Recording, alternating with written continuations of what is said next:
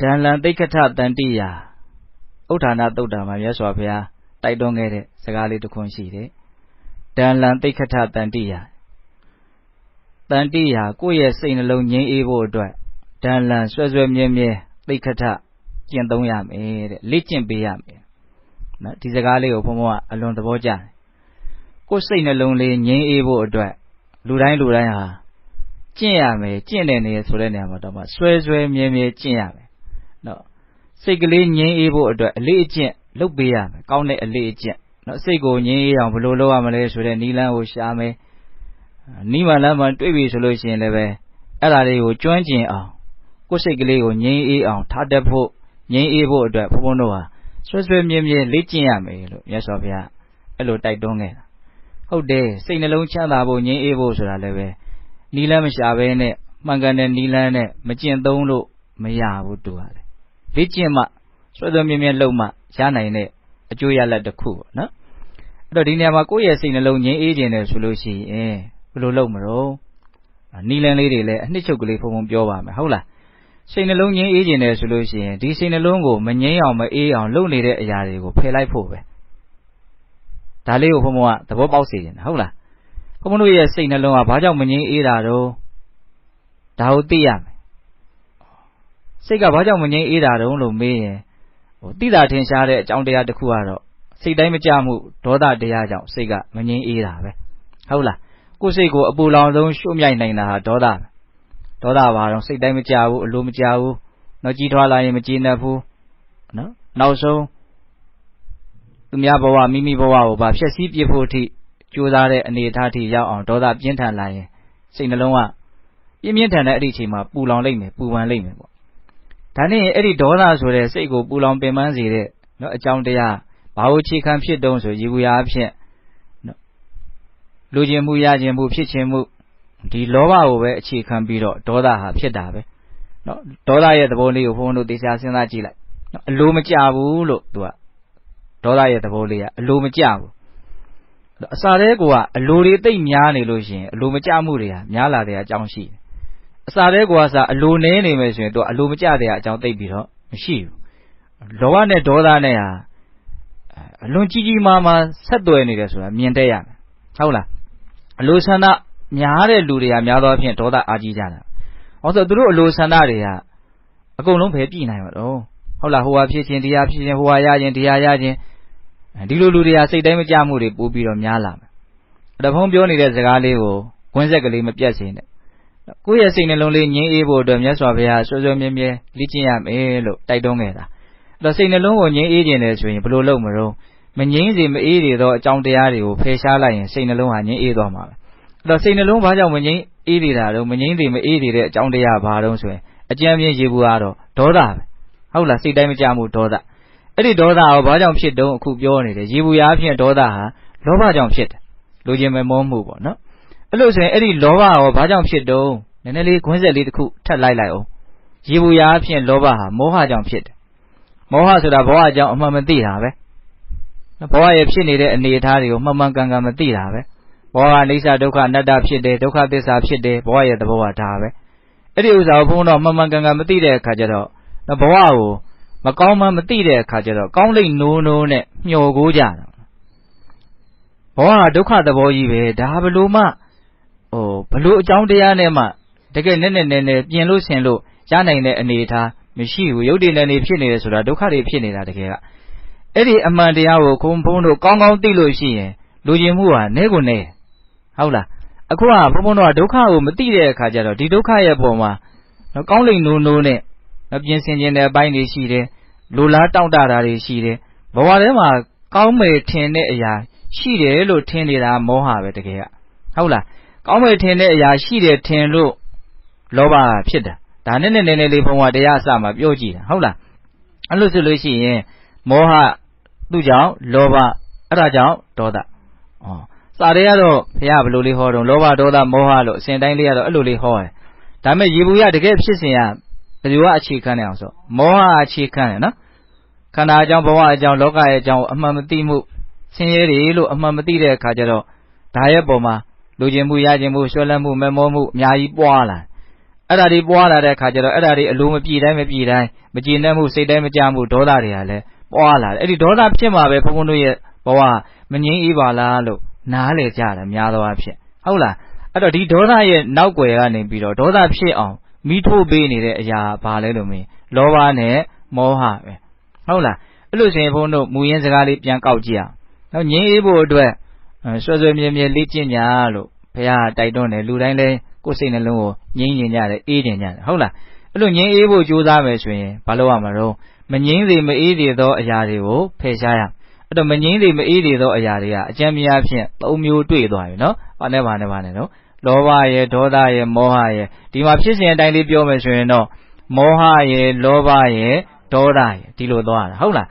အဲ့တော့အဲ့ဒီအကုသိုလ်တရားဒါအကုသိုလ်ပဲအကုသလမူလလို့ဘုရားဟောတာနော်အကုသိုလ်တရားကိုဖယ်ရှားခိုင်းတာပဲတကယ်ကအကုသိုလ်ကိုဖယ်ရှားလိုက်လို့ရှိရင်အကုသိုလ်ကြောင့်ဖြစ်မဲ့ပူမှုလောင်မှုမငြိမ်းမှုမအေးမှုတွေကအကုန်လုံးငြိမ်းသွားမှာပဲအဲ့လို့ဆိုရင်ဒီလောဘဒေါသမောဟကိုဖယ်ဖို့အတွက်ဘုန်းတော်ကဘယ်လိုဖယ်ရမှာတုံးဆိုရင်ကုသိုလ်ဖြစ်အောင်လုပ်ဖို့ပဲနားလေးကတ်နေတယ်ဒါလေးကိုဘုန်းဘုန်းကလက်တွေ့လေးနားလည်စေခြင်းဟုတ်လားအခုလောဘဒေါသမောဟဆိုတဲ့အကုသလမူလတရားကြောင့်စိတ်ပူရတယ်ဆင်းရဲရတယ်ဆိုဒီအထိလက်ခံတယ်နော်အဲ့လို့ဆိုရင်အဲ့ဒီအကုသလမူလတရားတွေကိုဖယ်ဖို့အတွက်ဘုန်းဘုန်းတို့ဘယ်လိုဖယ်ရမှာတုံးလို့မေးရင်ကုသိုလ်ဖြစ်အောင်လုပ်ဖို့ပဲနော်တခါတည်းကုသိုလ်ဖြစ်အောင်လုပ်ရမယ်ဟုတ်လားကုသိုလ်စိတ်ကလေးဖြစ်အောင်လုပ်ရကုသိုလ်စိတ်ကလေးဖြစ်အောင်လုပ်လို့ရှိရင် automatic အလိုလျောက်ခုနလောဘဒေါသမောဟကိုဖယ်ပြီးသားဖြစ်သွားတယ်အကုသိုလ်ကိုဖယ်တယ်ဆိုတာဘယ်သူကဖယ်တာတုံးလို့မေးရင်ကုသိုလ်ကဖယ်တာနော်ကုသိုလ်ကအကုသိုလ်ကိုပယ်တတ်တဲ့သဘောရှိတယ်မပယ်တတ်နိုင်နေခင်မှာလည်းပဲအားနေအောင်ဖယ်ရှားအောင်လုပ်နိုင်တဲ့အစွမ်းသူ့မှာရှိတယ်ဆိုရပါစို့ဘုန်းတို့မေတ္တာလေးပွားနေမယ်ဟုတ်လားဓမ္မမို့မြတ်စွာဘုရားရဲ့ဂုဏ်တော်လေးကိုအာယုံပြုမယ်ဒါပါတော့ကုသိုလ်ဖြစ်အောင်လုပ်တာအဲ့ဒီအချိန်မှာလောဘဒေါသမောဟရှိမလားမရှိဘူးဟုတ်လားဒါကဘုန်းဘုန်းကပေါ်လွင်ထင်ရှားတဲ့အရာလေးကိုပြောတာနော်အဲ့ဒါဘာလို့ဆိုတော့ကောင်းတဲ့အာယုံကိုဘုန်းတို့အာယုံပြုလိုက်တာပေါ့နော်မေတ္တာထားတယ်မြတ်စွာဘုရားရဲ့ဂုဏ်တော်ကိုစဉ်းစားတယ်နော်တရားဒေသနာဖတ်ရှုတယ်ဒါမှမဟုတ်တရားနာတယ်အဲ့ဒီအချိန်မှာကောင်းတဲ့စိတ်ကလေးတွေဖြစ်နေတယ်တပြိုင်တည်းမကောင်းတဲ့စိတ်တွေကိုဘာလို့ပြီးသားဖြစ်သွားတော့ဖယ်ပြီးသားဖြစ်သွားတယ်အဲ့ဒီမှာကုသိုလ်ဖြစ်အောင်လုပ်တဲ့နေရာမှာနော်အလွန်ကိုအရေးပါတဲ့လုံနည်းပေါ့အလွန်ပြည့်စုံတဲ့အချိန်တိုင်းလုံနိုင်တဲ့လုံလို့ရတဲ့နီလန်းအကောင်းဆုံးနီလန်းဘာလဲလို့မင်းမဟာသတိပဋ္ဌာန်သုတ်တံမှာရသော်ဘုရားသင်ပေးထားတဲ့သတိပဋ္ဌာန်တရားရှုမှတ်နည်းပဲကိုယ်ခန္ဓာမှာဘာဖြစ်နေလဲဆိုတာလေးကိုသတိလေးထားနေသတိထားတိုင်းသူကကောင်းမြတ်တဲ့စိတ်ဖြစ်တယ်သူကဒီဟာရဲ့ပုံမှာအမှန်သိနေတယ်အမှန်သိနေလို့စောစောတုန်းကမောဟတရားမဖြစ်ဘူးနော်အမှန်သိတဲ့အတွက်ကြောင့်လူချင်းမမောမှုလောဘတရားလည်းမဖြစ်ဘူးမကျေနပ်မှုလည်းပဲမဖြစ်ဘူးသူကအဲ့တော့သတိတစ်ချက်ထားလိုက်တိုင်းဘုန်းတို့ရဲ့နော်စိတ်ကိုပူလောင်ပင်ပန်းအောင်ရှုမြိုက်တဲ့လောဘဒေါသမောဟကိလေသာတရားဟာဘာဖြစ်သွားတော့ဖယ်ရှားပြီးသားဖြစ်တယ်ပေါ့ဒါနီလန်းတွေကတော့အများကြီးဘုန်းတို့အသုံးပြုလို့ရတယ်ဟုတ်လားအဲ့ဒါတွေကိုအကုန်လုံးနှိမ့်ချုပ်လိုက်မယ်ဆိုရင်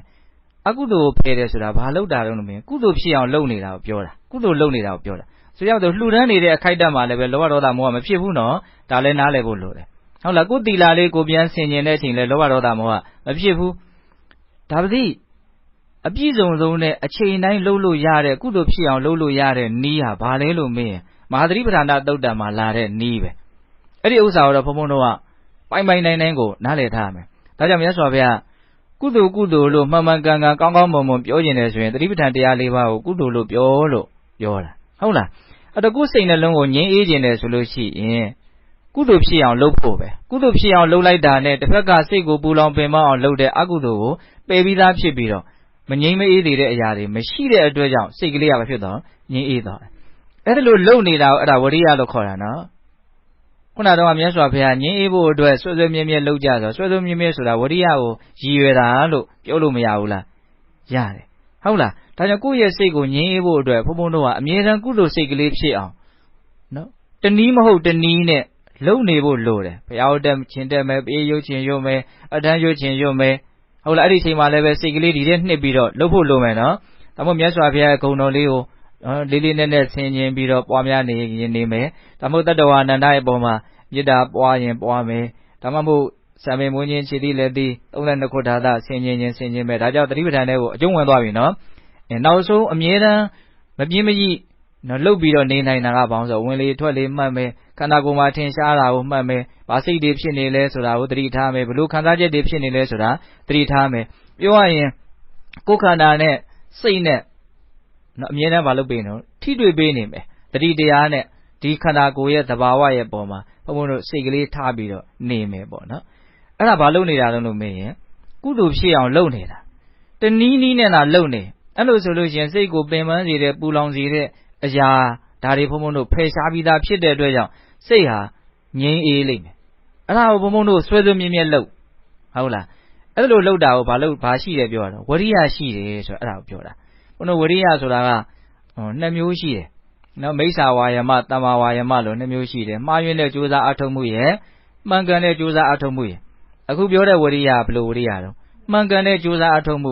မှန်ကန်တဲ့ကြိုးစားအထောက်မှုကိုသမ္မပဒံလုံလဝရိယလို့လည်းပြောတယ်ဟုတ်လားသမ္မပဒံလုံလဝရိယ၄မျိုးရှိတယ်နော်မဖြစ်သေးတဲ့အကုသိုလ်မဖြစ်အောင်ဖြစ်ပြီးသားအကုသိုလ်ကိုပယ်နိုင်အောင်အကုသိုလ်နဲ့ပတ်သက်ပြီးတော့နှစ်ချက်ရည်ရွယ်ချက်ထားပြီးတော့ကြိုးစားတာမဖြစ်သေးတဲ့ကုသိုလ်တွေဖြစ်အောင်ဖြစ်ပြီးသားကုသိုလ်တွေတိုးတက်ခိုင်မြဲသွားအောင်ကုသိုလ်နဲ့ပတ်သက်ပြီးတော့ရည်ရွယ်ချက်နှစ်ချက်ထားပြီးတော့ကြိုးစားတာခုဘုံဘုံပြောနေတာအဲ့ဒီဝရိယမျိုးပြောနေတာအဲ့တော့တကယ်တမ်းကတော့အကုသိုလ်ကိုပယ်ဖို့ပြောတာပဲသို့တော့အကုသိုလ်ကိုဖယ်ရှားဖို့အတွက်လက်တွေ့ရဘယ်လိုဖယ်ရမှာတော့မင်းကုသိုလ်ဖြစ်အောင်လုပ်တဲ့နည်းနဲ့အကုသိုလ်ဖယ်တာသဘောပေါက်လားဒါလေးကိုရှင်းကျင်တဲ့စိတ်ထဲမှာရှင်းသိကျင်တယ်ဟုတ်လားကုသိုလ်ဖြစ်အောင်လုပ်ပြီးတော့နေလို့ရှိရင်အကုသိုလ်ကအလိုလိုဖယ်ပြီးသားဖြစ်နေတယ်အကုသိုလ်ဖယ်တဲ့လုပ်ကိုတိတတ်တမင်လုပ်နေတာမဟုတ်ဘူးဟုတ်လားအဲ့ဒါကုသိုလ်ကနောက်ဆုံးဒါခဏလေးအကြောင်းအားလျော်စွာဖယ်သွားတဲ့သဘောပေါ့နော်နောက်ဆုံးဘုန်းဘုန်းတို့ကကုသိုလ်တွေများလာလို့မဲ့ညာအဆင့်မြန်ရောက်မယ်ဆိုရင်အကုသိုလ်ကိုအမြင့်ပြတ်အဲ့ဒီကြတော့ဘာလို့ဖယ်နိုင်တဲ့အစွမ်းကမဲ့ညာမှာရှိလိမ့်မယ်အဲ့ဒီအထိရွေးချက်ထားပြီးတော့ဘုန်းဘုန်းတို့လောက်ရမယ်ဟုတ်လားဒါပါခေါ်တော့ဝရိယအဲ့ဒါဝရိယရှိလို့ရှိရင်အဲ့ဒီလူချမ်းသာမယ်လို့ဘုရားဟောတာဒီလိုအဓိပ္ပာယ်မျိုးနဲ့ဟောတာဟုတ်လားဝရိယရှိတဲ့ပုဂ္ဂိုလ်ဟာအခုလုံးလုံးဆယ်လည်းပဲစိတ်ကိုပူလောင်စေတဲ့အကုသိုလ်ကင်းတဲ့အတွက်ကြောင့်သူဟာချမ်းသာမယ်နောက်မှလည်းပဲအလွန်မှကြီးကျယ်တဲ့အကျိုးရလဒ်ကိုလည်းပဲဖြစ်ထွန်းစေလိမ့်မယ်အဲ့တင်ဟောတာမြတ်စွာဘုရားဟုတ်လား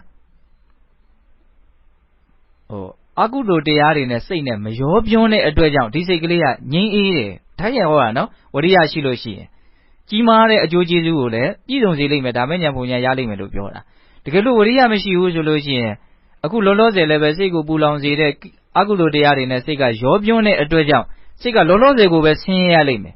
ပြီးရင်လည်းပဲကြီးကျယ်တဲ့အကျိုးကျေးဇူးနဲ့လည်းပဲလွဲချော်ရလိမ့်မယ်လို့ဝရိယရှိခြင်းမရှိခြင်းရဲ့အကျိုးအပြစ်ကိုအဲ့လိုရှင်းပြီးတော့မြတ်စွာဘုရားဟောတာရှိတယ်ဟုတ်လားဒါကြောင့်မလို့ဒီကနေ့ဥပုပ်တရားလေးအနေနဲ့ဘုံဘုံကဝရိယရှိဖို့ဝရိယကိုဆွဆွမြဲမြဲရှိဖို့ဘာဝရိယတော့ကုသိုလ်ဖြစ်အောင်လုပ်နေတဲ့ဝရိယကုသိုလ်ဖြစ်အောင်လုပ်မလို့ကုသိုလ်ဖြစ်နေပြီဆိုရင်တပြိုင်တည်းဘယ်လုပ်ငန်းမှာဆောင်ရွက်ပြီးသားဖြစ်သွားတော့အကုသိုလ်ကိုဖယ်တဲ့လုပ်ငန်းကိုဆောင်ရွက်ပြီးသားဖြစ်သွားအဲ့ဒီအကုသိုလ်ကိုဖယ်လို့စိတ်ကချမ်းသာသွားတာတကယ်တမ်းကဒါကိုနားလည်သိရင်လည်းဘုံဘုံကစိတ်ဆင်းရဲတယ်ဆိုတာအကြောင်းမဲ့ဆင်းရဲတာမဟုတ်ဘူးစိတ်ထဲမှာဆင်းရဲစေတဲ့အရာဝင်နေလို့ဟုတ်လားပိုးကောင်လို့ထိုးနေတဲ့အထဲထဲမှာမီးလို့ကြိတ်ပြီးတော့လောင်းနေတဲ့အထဲထဲမှာဟုတ်လားအဲ့ဒီအရာကိုမဖယ်ဘဲနဲ့ယောဂမဖယ်ဘဲနဲ့ယောဂလက္ခဏာကိုဖယ်လို့မရဘူးဟုတ်တယ်မို့လားအတွင်းထဲမှာယောဂပိုးကြောင့်ပဲဖြစ်စီဒါမှမဟုတ်တစ်ခုခုဖောက်ပြန်မှုကြောင့်ပဲဖြစ်စီရုပ်ဖောက်ပြန်ရင်ကိုယ်မလို့ခံစားရတဲ့ဝေဒနာရှိမနေဘူးလားရှိနေတယ်ဒီရုပ်ဖောက်ပြန်မှုကိုမဖယ်ကြည်ငြိမ်းအောင်အဆင်ပြေအောင်မလုပ်ဖဲနဲ့ဝေဒနာပြောက်မလားမပြောက်ဘူးနော်ဒါစဉ်းစားကြည့်ဟုတ်လားယောဂပိုးကိုရှင်းအောင်မလုပ်ဖဲနဲ့ယောဂပိုးကြောင့်ဖြစ်နေတဲ့ခံခက်မှုယောဂဝေဒနာလက္ခဏာတွေဘယ်နည်းနဲ့မှဖယ်ရှားလို့မရအဲ့လိုပဲအကုသိုလ်ဆိုတဲ့ယောဂပိုးကိုမဖယ်ဘဲနဲ့ပူလောင်ခြင်းပင်ပန်းခြင်းဆိုတဲ့ယောဂလက္ခဏာတွေဟာ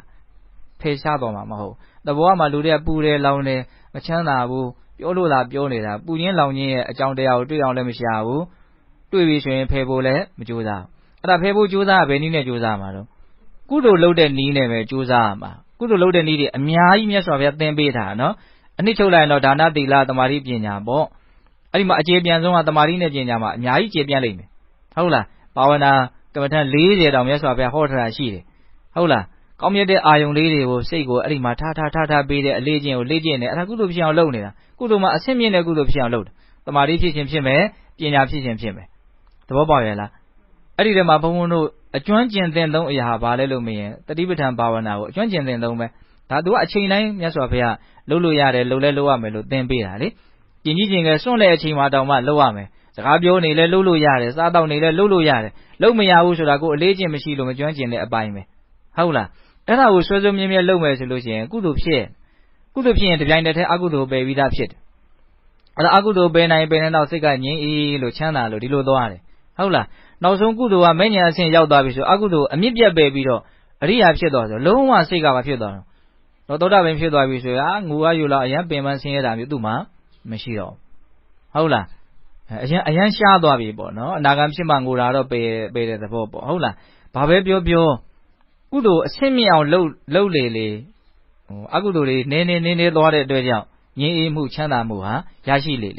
အတိုင်းဘဝမှာဘာနဲ့ဘုံဘုံတို့ကကြိုးစားရမှာဝရိယနဲ့ကြိုးစားနော်အကုသိုလ်မဖြစ်အောင်ကုသိုလ်ဖြစ်အောင်အဲ့ဒီဝရိယရှိမှဘုံဘုံတို့ရဲ့နော်ငြိမ်းအေးမှုဆိုတဲ့အကျိုးရလဒ်ရမှာ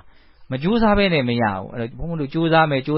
တဲ့စိတ်ရှိရမယ်နော်အဲ့တော့ကြိုးစားတာလည်းဘယ်လိုကြိုးစားမှာတော့အကုသိုလ်မဖြစ်အောင်ကုသိုလ်ဖြစ်အောင်ပို့ပြီးတော့လက်တွေ့ပြောရင်ကုသိုလ်ဖြစ်အောင်လုပ်နေဖို့ပဲကုသိုလ်ဖြစ်အောင်လုပ်ရင်အကုသိုလ်ပယ်ပြီးသားအကုသိုလ်ဖယ်ရှားတဲ့ကိစ္စကိုဆောင်ရွက်ပြီးသားဒါဘုံဘုံအခုထပ်ပြီးတော့ပြောနေတာ၄ခါလောက်ရှိတတိထားမိမယ်ထင်တယ်နော်ဘာလို့အဲ့လိုပြောနေရတော့ဝရိယရဲ့သဘောလေးကိုနားလည်သိခြင်းလို့ဝရိယကဘာလုပ်တာကုသိုလ်ဖြစ်အောင်လုပ်တာတပြိုင်တည်းအကုသိုလ်ကိုပယ်ပြီးသားလဲဖြစ်သွားတာဒီသဘောလေးပြောတာ